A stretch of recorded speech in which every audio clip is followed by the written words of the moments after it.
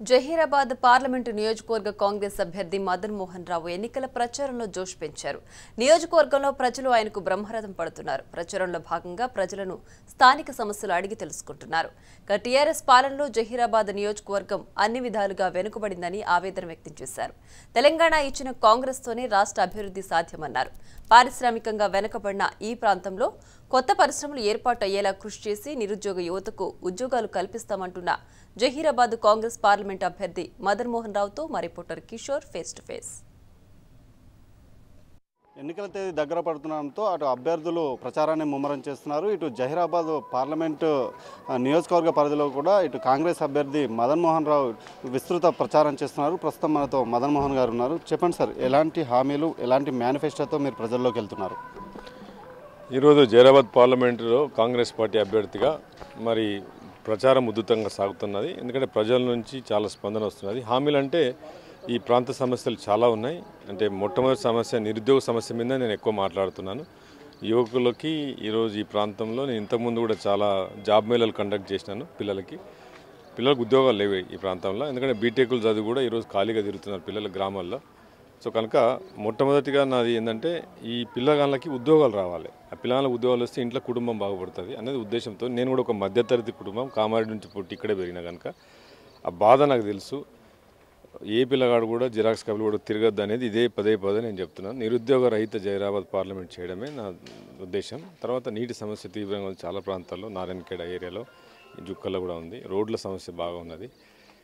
ఈ వ్యవస్థను ఏదంటే ఇక్కడ బీబీ పార్టీలు అన్యాయంగా 5 ఇయర్స్లో కూడా డబ్బులేం ఖర్చు పెట్టకుండా ఈ ప్రాంతాన్ని ఆయన పక్క రాష్ట్రంకి వచ్చి నాన్ లోకల్గా ముద్రపడి పోయిన నాన్ లోకల్ అయినా సరే ఏ రోజు కూడా ఎవరిని కలవలేదు.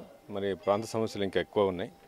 మరి రాహుల్ గాంధీ గారు ఈరోజు 6,000 రూపాయలు గరీబులకు ఇస్తా అని చెప్తా ఉన్నారు. 72,000 రూపాయలు ప్రధానమంత్రి కాగానే మొట్టమొదటి సంతకం చేస్తా అని చెప్తున్నాడు. కులంతోని, మతంతోని, వయసుతోని సంబంధం లేకుండా 6,000 రూపాయలు వాళ్ళ అకౌంట్లో వస్తాయి. 2,000 రూపాయలు వాళ్ళు వచ్చే కూడా 2,000 రూపాయలు వస్తాయని చెప్తున్నారు. రైతులకు మెయిన్గా ఏంటంటే రైతులు చాలామంది ఆత్మహత్యలు చేసుకుంటున్నారు. సో మొట్టమొదటిగా నేను చేసే పని ఏంటంటే 2 లక్షల రుణమాఫీ ఒకటేసారి తెప్పించే బాధ్యత ఎంపీగా నేను తీసుకుంటాను అని నేను చెప్తా ఉన్నాను. మరి ఈరోజు రైతులకు సంబంధించి నిజాం సాగర్ నీటిని అటు మిడ్మానేరుకు తరలించిన పరిస్థితి, పంటలన్నీ ఎండిపోతున్న పరిస్థితి, ఆ రైతులకు సంబంధించి ప్రత్యేకంగా ఎలాంటి చేస్తారు? స్వయంగా నేను చూసినాను. చాలా బోర్లలో నీళ్ళు వస్తలేవు, మొత్తం ఎండిపోయినాయి. ఎందుకంటే వీళ్ళు ఆ 16 టీఎంసీ నీళ్లు పోచంపాడు నుంచి, అక్కడ నుంచి సింగూరు నుంచి పోచంపాడు అక్కడ దాకా తీసుకుపోయినారు. ఇప్పుడు నీళ్ళు లేవు, మొత్తం టేబుల్ అంతా పడిపోయింది, అన్ని పొలాలను ఎండిపోతున్నాయి.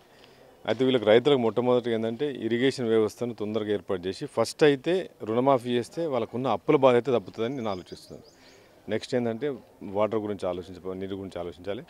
తర్వాత నేను అగ్రికల్చర్ ఎంఎస్సీ చదివాను. అగ్రికల్చర్ ఎంఎస్సీ అంటే వ్యవసాయంలో పట్టబోద్దును నేను. నాకు వ్యవసాయం గురించి బాగా తెలుసు. ప్రతి వ్యవసాయ మండల కేంద్రాల్లో వాళ్ళకు ఒక ఫోన్ కాల్ సెంటర్ పెట్టిస్తాను.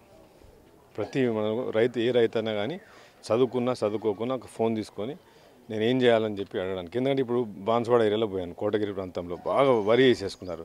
మొత్తం నీళ్ళు లేవు, మొత్తం అన్ని పొలాలన్నీ ఎండిపోయినాయి. మరి ఈ కింద నీళ్ళు ఉన్నాయా లేదా అని ముందే చెక్ చేసి వాళ్ళకి వరి వేసుకోవద్దని చెప్పడం, ఇట్లాంటి చేయాలని చెప్పి ఆలోచిస్తుంది. చివరిగా ఈ రాహుల్ సభ అనంతరం కార్యకర్తల్లో ఎలాంటి జోష్ వచ్చింది, ఎలా అనిపిస్తుంది? చాలా మంచి జోష్ ఉంది. అసలు కార్యకర్తలు అయితే చాలా ఆనందంగా ఉన్నారు. ఎందుకంటే ఎక్కడ చూసినా నేను నారాయణఖేడ్ వెళ్ళాను, విపరీతంగా స్పందన వస్తుంది. మన నాగిరెడ్డిపేటలో ఈరోజు కామారెడ్డి ఇప్పుడు వెళ్తున్నది. సో బ్రహ్మాండంగా స్పందన వస్తుంది. చాలా వ్యతిరేకత వ్యక్తమవుతూ ఉంది బీవీ పార్టీల మీద, టీఆర్ఎస్ పార్టీ మీద. ఎందుకంటే టీఆర్ఎస్ పార్టీకి ఇది రాహుల్ గాంధీకి, మోడీకి జరుగుతున్న ఎలక్షన్లు, దేశం ఇది, దీనికి సంబంధం లేదు అన్నది చాలా మందిలో ఉంది. Thank you sir. మొత్తానికి మాత్రం ఇటు నిరుద్యోగ సమస్యను తీర్చడంతో పాటు అటు కాంగ్రెస్ వస్తేనే అభివృద్ధి జరుగుతుందని అటు మదన్ మోహన్ చెప్తున్నారు. కెమెరా పర్సన్ మైపాల్తో కిషోర్, రాజ్ న్యూస్, కామారెడ్డి నుంచి.